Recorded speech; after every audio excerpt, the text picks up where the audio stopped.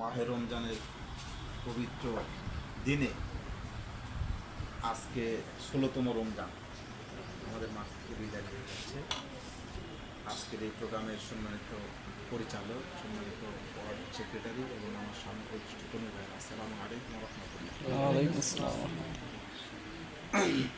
আল্লাহ রাব্বুল আলামিন পবিত্র কোরআনে ঘোষণা করেছেন, শাহরু রমাদানাল্লাযী উনজিলা ফীহিল কুরআন হুদান লিন-নাস ওয়া বায়িনাতিন মিনাল হুদা ওয়াল ফুরকান।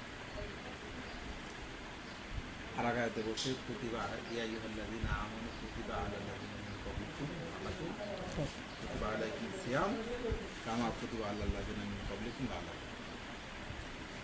সমাত উপস্থিতি, আমরা এই রমজান আসে আর আমাদের মাস থেকে চলে যায়, আমরা এখান থেকে শিক্ষা নিয়ে খুব একটা অবসর হতে পারি না, তাই না? পারি কি? অথচ দেখেন ছোট্ট একটা আল্লাহ রাসূল একদিন খুতবার সময় প্রথম মেম্বার উঠে বললেন আমিন, দ্বিতীয়বার বললেন কি আমিন, তো দাফে উঠে বললেন কি আমিন। বলছে না? আমরা সুস্পষ্ট হাদিস জানি।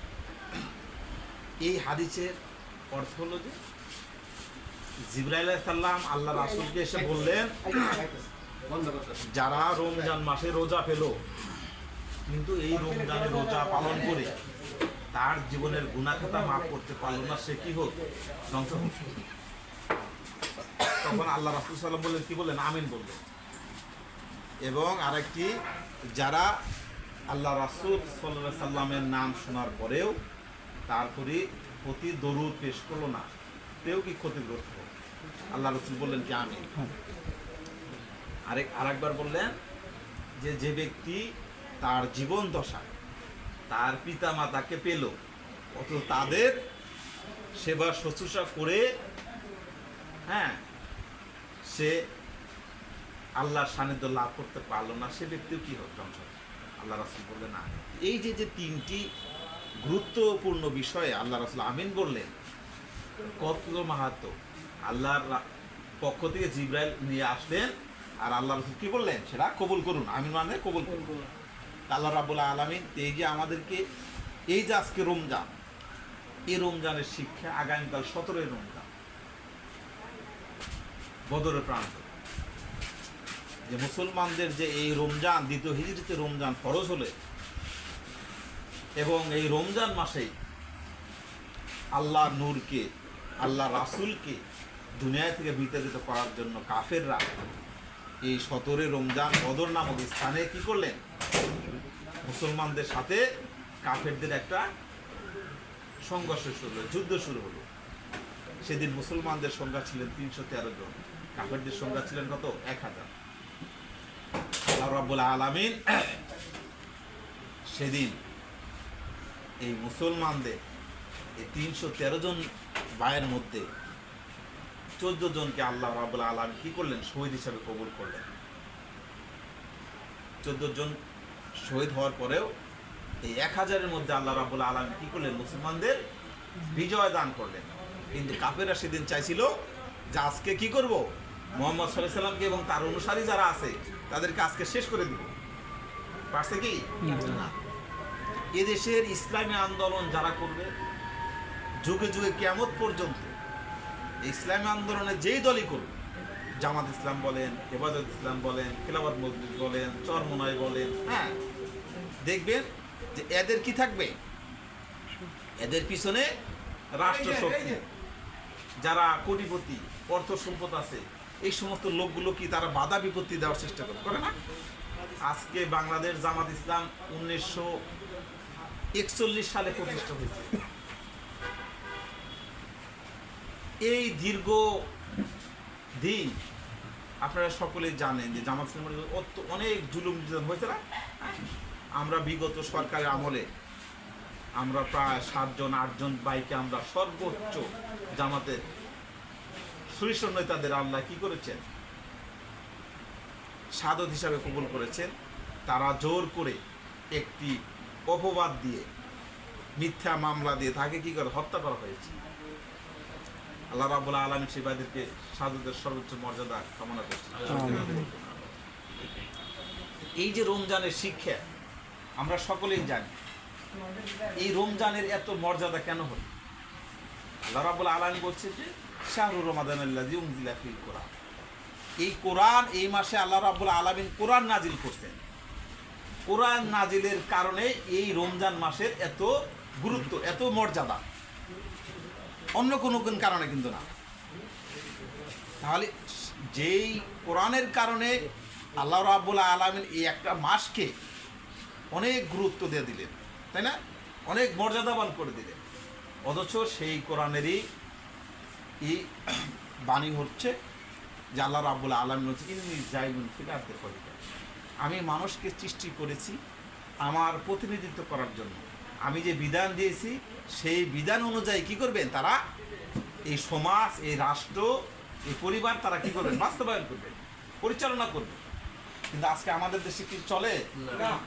আজকে মানব রচিত মতবাদ দিয়ে আমাদের দেশ পরিচালিত হচ্ছে।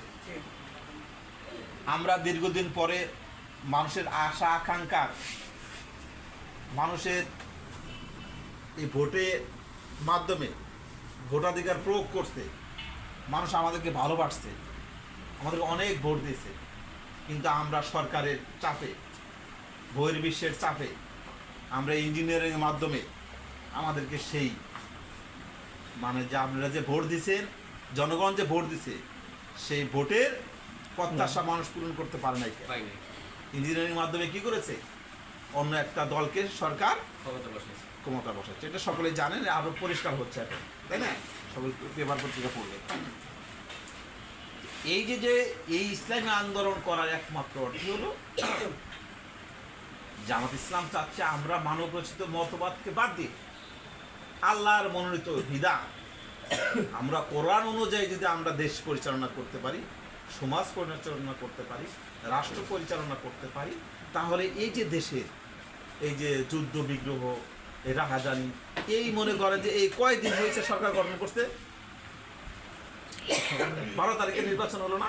হ্যাঁ, এই 12 তারিখের থেকে নিয়ে আজকে পর্যন্ত মনে করেন যে এই 20-25 দিনে প্রায় মনে করেন যে 46 জন খুন হয়ে গেছে, 9 জন খালি দর্শক হয়েছে, 13 জনের মতো দোষিত হয়েছে, 13 জন। তারপর প্রায় 585-র মতো মনে করেন যে এই কয়েকদিনে চাঁদাবাজি হয়ে গেছে। তাহলে আপনারা চিন্তা করেন যে 5 বছরে 500 যদি এই কয়েকদিনে হয়, তাহলে কোন পর্যায়ে যেতে পারে? কারণ হলো যে মানব রচিত মতবাদ যেই চালায়, আমিও যদি চালাই, জামাত ইসলামও যদি চালায়, শান্তি আনতে পারবে না। কারণ সেখানে ভুল রয়েছে, অসংখ্য ভুল রয়েছে, ত্রুটি রয়েছে, বিচ্যুতি রয়েছে। এই জন্য জামাত ইসলাম চাচ্ছে যে আমরা আল্লাহর বিধানকে যদি আমরা সামনে রেখে যদি আমরা রাষ্ট্র পরিচালনা করতে পারি, তাহলে দেশের মানুষের এই হাহাকার, এই যে জিনা ব্যভিচার, চুরি, ছিনতাই, রাহাজানি, মানুষের জমি দখল করা, মানুষের সম্পত্তি দখল করা, মানুষের সম্পত্তি লুণ্ঠন করা, হ্যাঁ, রাষ্ট্রের সম্পত্তি, হ্যাঁ, লুণ্ঠন করে বহির্বিশ্বের বাইরে সেগুলো বাড়ি জমানো, গাড়ি বাড়ি করা, ব্যবসা বাণিজ্য করা, এগুলো সবগুলো কি হয়ে যাবে? গান বন্ধ হয়ে যাবে গান, যদি আল্লাহর বিধান বাস্তবায়ন করতে হবে। কারণ আল্লাহর বিধান হলে আল্লাহর বিধান অনুযায়ী, কোরআনের বিধান অনুযায়ী কি হবে? রাষ্ট্র পরিচালনা হবে। এখানে কোনো ভুল ত্রুটি নাই। চুরি করলে, অন্যায়ভাবে চুরি করলে তার হাত কেটে দেওয়া হবে। অন্যায়ভাবে কেউ যদি জিনা করে তাকে দিয়ে হবে পাথর মেরে নিক্ষেপ করা হবে। অন্যায়ভাবে যদি কেউ অন্য সম্পদ যদি করা হয়, তাহলে তার শাস্তি দেওয়া হবে প্রকাশ্যে। এই প্রকাশ্যের শাস্তি আসলে তখন কি আসবে? এগুলো হবে না। এই জন্য আমাদের উচিত এখন আমরা এই কোরআন, যে কোরআনের কারণে আল্লাহ রাব্বুল আলামিন এই একটা মাসকেই অনেক মর্যাদা করছেন, সেই কোরআনের দিকে যাইতে, সেই কোরআন অধ্যয়ন করতে। কোরআন যদি আমরা অধ্যয়ন করি, আমরা যদি বুঝি, আমরা বোঝার চেষ্টা করব। আমরা বাংলা, আমরা বুঝি না বাংলা অর্থ, বাংলা বুঝি না, কিন্তু এই কোরআন যদি আমরা বাংলার মতো বুঝি, যেন আমরা প্রত্যেক দিনই এই যে সূরা ফাতিহা তেলাওয়াত করব, হ্যাঁ, এখানে আমরা আল্লাহর কাছে সাহায্য করি, কিন্তু আমরা বাইরে যা অন্য মাসের কাছে সাহায্য করি। ঠিক, আমরা সরল সঠিক পথে আল্লাহর কাছে চাইতেছি যে আল্লাহ আমাকে তুমি কি ইহদিনা সিরাতাল মুস্তাকিম, আমাকে সরল সঠিক পথ দেখাও। কিন্তু আমরা বাইরে গেলেই আমরা বক্রপক্ষে, আমরা শয়তানের পথে, আমরা মানুষের করা মতবাদের দিকে আমরা ধাবিত হচ্ছি। শয়তান আমাদের কী করছে? ধোঁকা দিচ্ছে। অথচ এই রমজান মাসে আল্লাহ রাব্বুল আলামিন বলছে যে এই মাস এত বরকতময় মাস, যে এই মাসে আমি এত বারাকা দান করেছি, এত বরকত দান করেছি, যে বড় বড় শয়তানগুলোকে আমি বন্দি করে রেখেছি, জাহান্নামের আগুনকে, দরজাগুলোকে আমি কি বন্ধ করে দিয়েছি, হ্যাঁ। এবং 1 রাকাত ফরজ নামাজ পড়লে অন্য সময়ে 70 রাকাত ফরজের সমান সওয়াব আল্লাহ রাব্বুল আলামিন দান করে দিবে। এই যে সুবর্ণ সুযোগ, এই যে বারাকা দান করেছে, বরকত দান করেছে এই মাসের কারণে, হ্যাঁ। এবং আরাকেই বলছে আল্লাহ রাসূল, হাদিস বলছে যে যে ব্যক্তি, হযরত আবু হুরায়রা রাদিয়াল্লাহু বলিত ক্বালা রাসূলুল্লাহ সাল্লাল্লাহু আলাইহি ওয়াসাল্লাম মান সামা রমাদান ঈমানান ওয়া ইহতিসাবান গুফিরা লাহু মা তাকাদ্দামা মিন যানবি। যে ব্যক্তি ঈমান এবং ইহতিসাবের সাথে, ঈমান সহকারে এবং হিসাব নিকাশ করে এই রমজান মাসে রোজা পালন করবে, আল্লাহ রাব্বুল আলামিন তার জীবনের সমস্ত গুনাহ মাফ করে দিবেন। সুবহানাল্লাহ। কিন্তু শর্ত দিতে ঈমান এবং কি ইহতিসাবের সাথে। আজকে আমি রোজা রেখেছি, মিথ্যা অপবাদ থেকে পরিত্রাণ পাইনি, আমার মুখ থেকে মিথ্যা কথা পরিত্যাগ করতে পারি নাই, আমার চোখকে হেফাজত করতে পারি নাই, আমি মানুষের সম্পত্তির থেকে আমি আমার থেকে হেফাজত করতে পারি নাই, তাহলে এই রোজা কি হবে না, আমার পালন হবে না, কবুল হবে না। এই জন্য এই রোজার শর্ত যে আমরা পঞ্চম ইন্দ্রিয়ের মাধ্যমে যদি আমরা রোজা পালন করি, তাহলে আল্লাহ রাব্বুল আলামিন আমার এই চোখের রোজা, আমার এই মুখের রোজা, আমার এই জিহ্বার রোজা, আমার এই কানের রোজা, আমার এই হাত পা, আমার পঞ্চম ইন্দ্রিয়ের মাধ্যমে যদি আমি রোজা পালন করি, তাহলে সেই রোজা আল্লাহ রাব্বুল আলামিন কি করবেন, পালন করবেন। এবং এই রোজায় আমাদেরকে কি করবে, যদি এইভাবে পালন করতে পারি, তার তাকওয়া, পরহেজগার, খোদাভীতি। এই খোদাভীতি, তাকওয়া, পরহেজগার, এটার উপমা দিতে গেলে অনেক আছে। যেমন একদিন ওমর রাদিয়াল্লাহু আনহুকে বললেন, উনি যখন খোলাফায়ে রাশেদা, আমিরুল মুমিনিন, বলছে আমিরুল মুমিনিন আপনি তাকওয়াকে কতটুকু মনে করেন?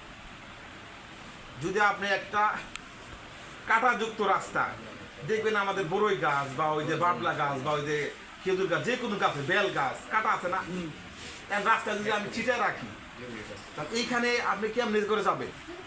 আপনি কাপড় চোপড় সুন্দর করে আগে লাগায় সুন্দর করে বান্ধা টেঁধে নেবেন, বেঁধে নেবেন, যাতে আমার কোনো কাটা না বিঁধে শরীরে ছিঁড়ে যেতে পারে কাপড়। এবং পা এমনভাবে ফালাবেন যাতে আমি পিছলে না পড়ি, পড়লে গেলে আমার কাটা লাগবে, অথবা আমি ড্রেনের মধ্যে পড়ে যাব। তাহলে সুন্দরভাবে আমি কি করব, আমার কাপড়কে আচ্ছাদ করে বেঁধে আমি এমনভাবে পা ফেলে রাস্তা অতিক্রম করব যাতে আমার পিছলেও পড়ে না যায় এবং আমার শরীরে কোনো কাটাও কি করে না লাগে। এইটা হলো তাকওয়া। মুমিনের জীবন হলো আমি এমনভাবে জীবনযাপন করব, এমনভাবে চলবো, এমনভাবে মানুষের সাথে আচার ব্যবহার করব, লেনদেন করব, কথাবার্তা বলবো, হ্যাঁ, ব্যবসা বাণিজ্য করব, যাতে মানুষ কোনো প্রকার কি কষ্ট না হয়, কেউ ত্রুটি বিচ্ছুতি না হয়, কেউ গীবতের দরজা না খুলতে পারে, হ্যাঁ। এইভাবে যদি চলে, তাহলে আল্লাহ রাব্বুল আলামিন আমার এই রোজা কি করবে, কবুল করবেন এবং আমাকে পরহেজগার, তাকওয়া অর্জন করবে। এই জন্য আসুন আমরা সকলেই এই জামাতের ইসলামের সাথে আমরা সম্পৃক্ত হতে পেরেছি।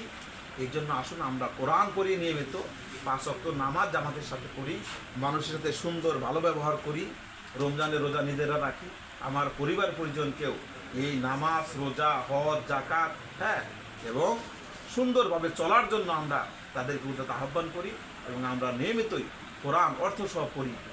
আর এই সংগঠনের সাথে আমরা সম্পৃক্ত হয়ে আমরা আমাদের মান উন্নয়ন করতে পারি, আমাদের এই মান উন্নয়ন করে আমরা যেন সফল কাম, দুনিয়ার সফল কাম হই, আখিরাতের জন্য আমরা জাহান্নামের আগুন থেকে বাঁচতে পারি, এই আশা আকাঙ্ক্ষা রেখে এবং সকলের সুস্বাস্থ্য কামনা করে এবং সকলকে ধন্যবাদ জানিয়েই আমি আমার কথা শেষ করছি।